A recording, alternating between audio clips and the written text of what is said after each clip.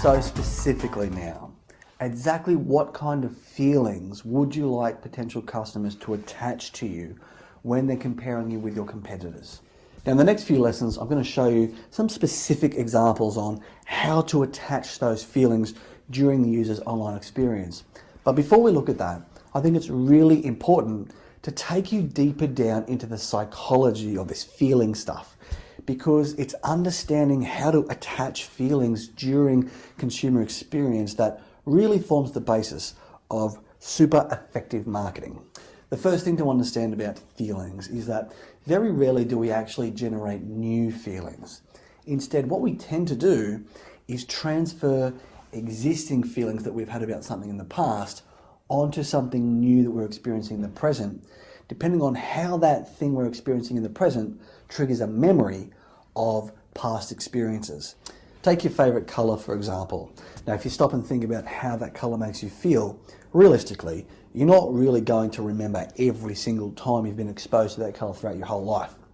Your unconscious mind, however, tends to record memories of every time you were exposed to it and every time you had strong feelings associated with it, and now kind of stores that as a vague memory in your unconscious, so that now when you're exposed to that same color, it triggers the vague memory, so it brings up similar kind of feelings that you've attached to that color. So now when you are exposed to some kind of logo or branding material that has the same color, you're more likely to transfer those existing feelings onto that new experience without being aware that you're doing it. In certain types of psychotherapy, such as psychoanalysis, for example, the therapist looks at how the patient's present anxieties about something may be caused because they're actually triggering a repressed memory of a traumatic experience that happened in the person's past. Classic example, a person may have had, say, an abusive father growing up, never learned to overcome the emotional trauma, and so now as an adult in the workplace, every time their boss gives them an instruction, they get overwhelmed with anxiety because there's something about the boss that may trigger the memory of the father, so they've transferred those feelings of the past onto their boss, and now they're having difficulty as an adult. So in a psychotherapeutic context, often the goal is to change the way the person feels towards that trigger. So to cut the associated links between that trigger and the past memory, and instead to form new associated feelings towards it instead. Now, stepping outside of the therapy clinic for a moment and into the marketing office, this way that the human mind transfers feelings is actually used to the marketer's advantage. In marketing, this happens all the time in many, many different ways. The simplest example are celebrity endorsements. You take a familiar face, someone that people already have associated feelings towards, and then position them next to a brand where they're endorsing it. So now what happens is people who have strong feelings towards that celebrity will now transfer some of those feelings over onto the brand.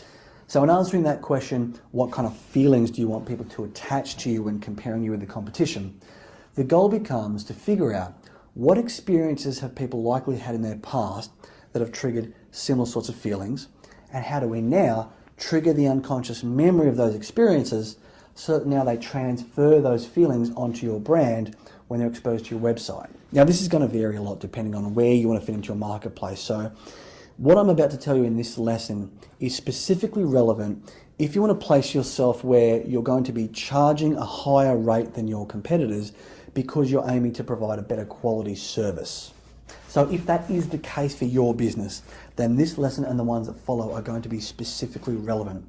Because if that is the case, what you'll find is that time and time again, when you give the customer the quote and they're comparing you with cheaper competitors, they get hit by this wall of resistance that they can't get over until they really understand why it's worth the price tag that you've attached. So in answering that question, what's the feeling that you want the customer to have? The answer becomes whatever feeling is necessary to get them over that wall of resistance. And anybody in any kind of sales context knows that wall of resistance very well. It's not like you can just get someone on the phone and say, hey, I've got this great service that costs this much, and the customer goes, yep, no worries, I'm going to go grab my credit card and give it to you straight away. There's always that wall of resistance where they need to feel the right feelings to get them over that wall before they accept the price you're asking. So if we break down what's happening in the mind of the customer during that moment of resistance, what's happening really is that existing assumptions, existing beliefs, existing expectations, existing feelings about something are being hit with something that conflict with those existing feelings. And so what needs to happen to get them over that wall of resistance is that something in those existing feelings needs to change. And of course, changing the way that people feel about things to get them over that wall of resistance is both the goal of things like hypnotherapy as well as sales and marketing. So psychologically, if the goal is to now lower that wall of resistance so the customer can now easily take on new feelings and form new associations, then the most powerful tool to help you lower that wall is to get the customer into a state of voluntary compliance. So in relation to that question, what feelings do you want people to have? Well, if getting them over that wall of resistance is the goal, then the feelings that we want people to have are whatever feelings that trigger that state of voluntary compliance. Now, there's two fundamental emotions that help contribute on their own towards a state of voluntary compliance, but when both these emotions are combined, can have an effect that works just brilliantly. The first of those feelings is a feeling of authority. Now, as a brand, authority gives a sort of Rolls-Royce, top-of-the-range, best quality service kind of feel. Things that contribute towards a sense of authority include things like credibility, professionalism, expertise, quality, strength, and power. Now, as a general rule within society, the kind of people that we hold these feelings towards are generally people like judges, lawyers, even law enforcement, university academics and experts, people high up in leadership management roles. Now remember that feelings are comparative. So you might have, for example, a solar panel installation company and might be thinking, well, how is that authoritative? But remember, you can still present yourself as the most authoritative solar panel installation company in your industry. You can present yourself as being the most knowledgeable, professional, credible experts of all the other solar panel companies out there. Authority can be presented in many different ways and fields, but authority by itself doesn't always facilitate voluntary compliance. Some people might comply reluctantly to authority, but some people can also become very oppositional to authority if they don't feel that that sense of authority is really on their side, which is where the other important emotion comes into play. And of course, that other feeling is the feeling of trust. Trust creates the sense that the people that you're dealing with understand you, that they think like you, that they have similar values and beliefs to you, essentially that they are on your side.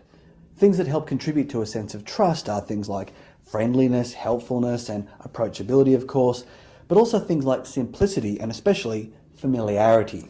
You know, retail brands especially that rely on large volumes of recurring sales are very keen to capitalize on this feeling of trust, because the more you feel trust towards the brand, the more you're likely to buy from them.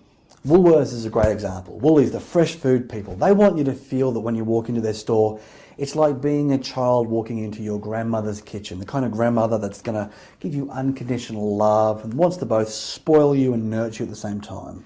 Bunnings does this really well too. They even pay someone to stand at the front entrance to greet you on the way in with a smile, because they know that unconsciously that feeling of approachability and warmth will now be transferred onto the rest of your shopping journey. So unconsciously, that feeling will also be existing in the back of your mind in those split-second moment of decisions where you think, do I buy those extra few items?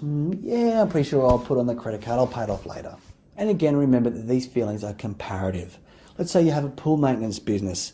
Okay, so you're not a big retailer, but you can still aim to be the friendliest pool maintenance business that people feel more trust towards by comparison with the other pool maintenance businesses. Now, that feeling of extreme trust and spoiling and nurturing the customer works great in retail, but the side effect is that the customer can lose respect for the brand.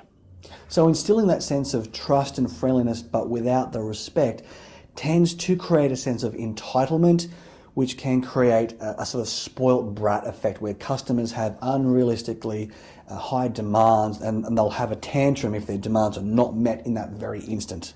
And those spoiled brat customers, as you probably already know, are the ones that take up the most time. They're the ones that think that if they whinge enough, they're going to get a discount. For a small service-based business looking to expand, they're probably just going to be a ball and chain around the business's ankle. Now, psychologically, if we wanted to look at this really deeply through the eyes of Freudian psychoanalysis, we could say that feelings of authority trigger a sort of deep down sense of paternal feelings, so feelings of the safe, wise, fatherly protector. Whereas those feelings associated with trust tend to trigger those deep down maternal related feelings. So the feelings of the unconditionally loving mother.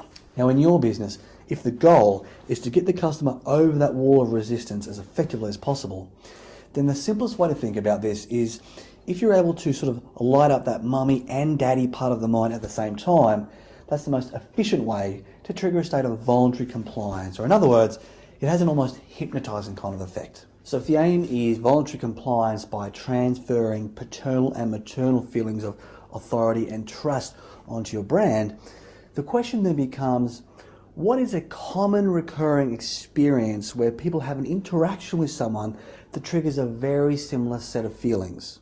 If you look at childhood experiences, most people in their memory will have a particular teacher that they really looked up to.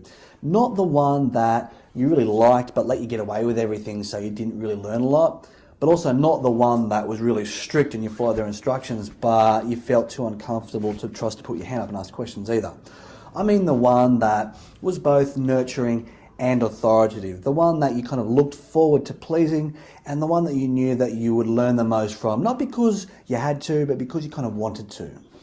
Now, other than the great teacher example, which is probably a lot more rare, probably the most common recurring example that people have through their life when it comes to voluntary compliance to a trusted authority figure happens with our interaction towards doctors.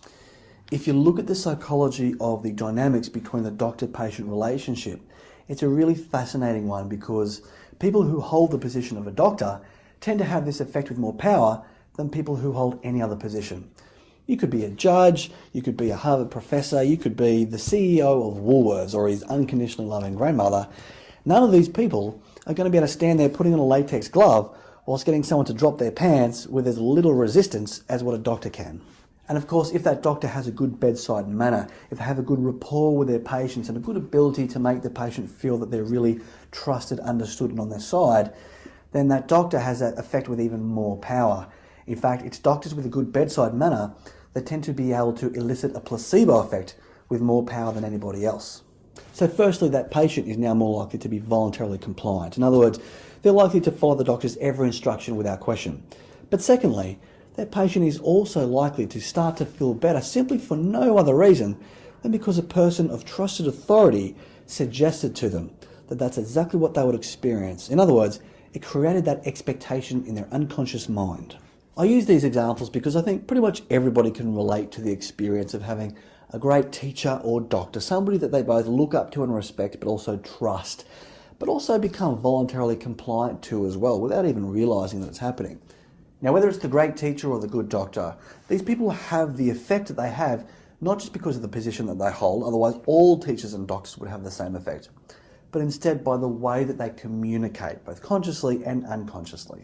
So if your goal is to have a similar effect on the customers visiting your website, then the first thing we need to do is to really understand exactly how they communicate in that way so that we can model and replicate those communication formulas and strategies to emulate the doctor-patient relationship in a way that's applicable to your business-customer relationship. It may seem complicated at first, but as I'm about to show you, it's a lot more simple as you may start to realize. So in the next few lessons, I'm going to show you exactly how you can use some strategies to model and replicate those communication formulas using your website. But for now, lesson 7 is a bit of Psych 101, which is if you want to get your customers to overcome that hurdle of resistance in the online sales process, then the most effective way is by getting them into a state of voluntary compliance, by triggering strong paternal feelings of authority, as well as strong maternal-like feelings of trust, which when combined together, create a dynamic similar to the doctor-patient relationship. If you want to increase your price point by having your customers recognize the great value in what you do, then consider the following questions. What hurdles of resistance are your customers most frequently met with in the sales process for your business? Has there been a great teacher or doctor or someone else in a position of authority that you remember feeling a strong sense of trust towards? Think back and remember how they communicated with you differently to others in a similar position. How can you communicate with your customers through your website in a way so that you can create feelings of both authority as well as trust? In the following lessons, Stuart will give you some specific strategies about how to design your website in a way so that you can trigger familiar feelings to establish an almost doctor-patient relationship in your business-customer relationship. So stay tuned for Lesson 8 to find out how you can do just that.